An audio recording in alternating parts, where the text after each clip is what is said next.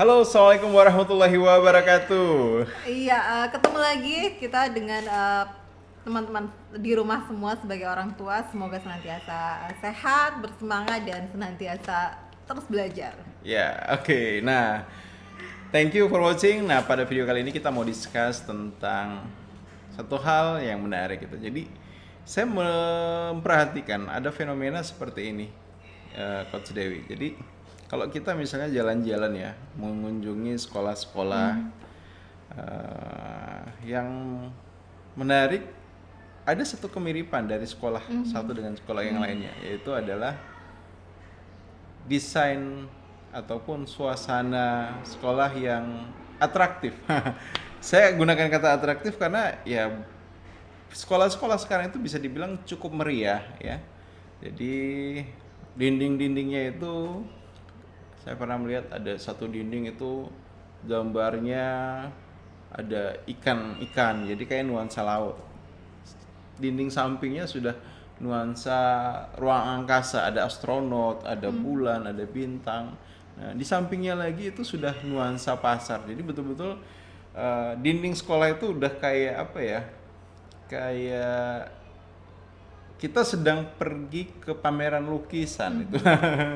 Nah, jadi full dengan warna dan gambar. Nah, yang jadi pertanyaan adalah seandainya itu misalnya Coach Dewi sekolah atau jadi siswa nih di sekolah, apa sih sebenarnya yang dirasakan kalau misalnya kita mau belajar tapi tempatnya rame begitu? Ya apa ya, kalau mungkin balik lagi ya ke tipikal masing-masing orang. Tapi kalau misalkan saya pribadi yang memang pada dasarnya tidak suka sesuatu yang berlebihan dan terlalu ramai, ya pasti saya akan merasakan ketidaknyamanan dan merasa seperti sedang berada di ruangan yang sempit sehingga saya tidak bebas untuk bergerak. Tapi kembali dari itu, kalaupun kemudian ini ditanyakan kepada saya sebagai orang dewasa saat ini yang juga beropini berdasarkan apa yang saya baca, saya tertarik dengan sistem pendidikan yang berjalan di Finlandia. Oh, seperti apa Iya, itu? jadi dari beberapa buku yang saya baca tentang pembelajaran di sana, mereka memang sengaja mendesain ruang kelas maupun ruang sekolah itu dengan sangat sederhana. Artinya dengan minimalis, tanpa ada kemudian banyak ornamen di dalam kelas, banyak gambar-gambar di dalam kelas, dengan satu tujuan untuk membantu lebih tepatnya anak di dalam kelas belajar dengan tingkat fokus yang lebih maksimal. Karena dari penelitian yang dilakukan ternyata memberikan dampak dengan banyaknya benda-benda yang digantung ataupun banyaknya lukisan yang berada di dalam kelas itu mengganggu anak dalam hal berkonsentrasi. Contohnya, ketika dia harus fokus ke salah satu penyampaian atau materi yang sedang ada di hadapannya, anak akan lebih terdistorsi ya, terganggu dengan oh itu warna apa, oh itu gambar apa, oh di atas itu ada gantungan apa ya, kira-kira saya boleh ngambil nggak ya, jadi seperti itu.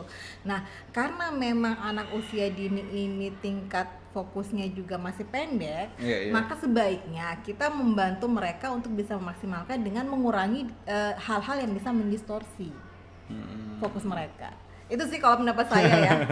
Kembali ke pendapat pribadi masing-masing orang bisa beda-beda. Tapi sebenarnya sih ada sisi menariknya juga itu. Dinding-dinding sekolah itu digambar dengan berbagai macam hal. Karena mungkin kalau sebagai guru akhirnya ketika misalnya ini contoh ya, kalau misalnya saya sedang mengajar dan kemudian sedang menerangkan tentang yang namanya luar angkasa. Jadi bisa tuh langsung misalnya nunjuk gitu kan, oke, nah ini yang namanya planet Mars, Venus, ini yang namanya astronot. Jadi kan bisa sebagai media belajar juga. Ya, sebagai media belajar juga itu. Nah, jadi ada baiknya sih. Cuman yang jadi masalah kalau besok pelajarannya berganti, gambarnya masih itu yang jadi masalah itu. Berarti jadi kurang fleksibel ya. Oke, si guru harus lebih kreatif ya, bagaimana bisa senantiasa menyediakan media yang relevan dengan pembelajaran saat itu. Iya. Tapi sebenarnya yang juga penting itu adalah tidak hanya sekedar menghadirkan gambar ya di lingkungan kelas. anak itu di dalam kelas, namun juga sebaiknya memperhatikan itu aspek logis tidaknya itu. Nah, jadi kadang-kadang ada saya menemukan sekedar ada gambar satu dinding itu ada macam-macam gambar, tapi ya di situ sudah ada kambing, sudah ada ikan, sudah ada pohon. Ini Tidak bersifat realistis bagaimana Iya, iya. bagaimana dalam satu lingkungan Ya, kemudian harusnya bisa kan- bercampur antara hewan yang ada di darat dan hewan yang ada di air, mungkin seperti itu ya. ya mungkin maksudnya adalah untuk sekedar menunjukkan sih, tapi alangkah baiknya kan kalau misalnya gambar itu kan ada temanya kan.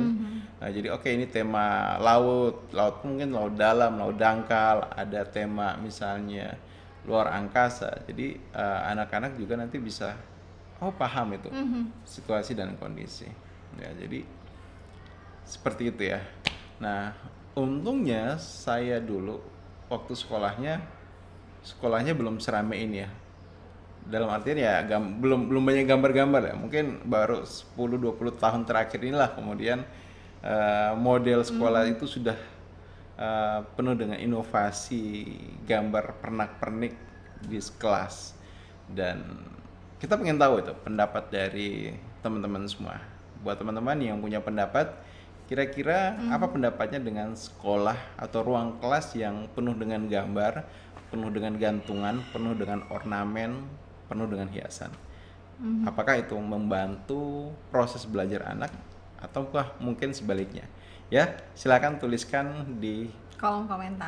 kolom komentar. Oke, terima kasih. Bye bye. Assalamualaikum warahmatullahi Wabarakatuh. wabarakatuh.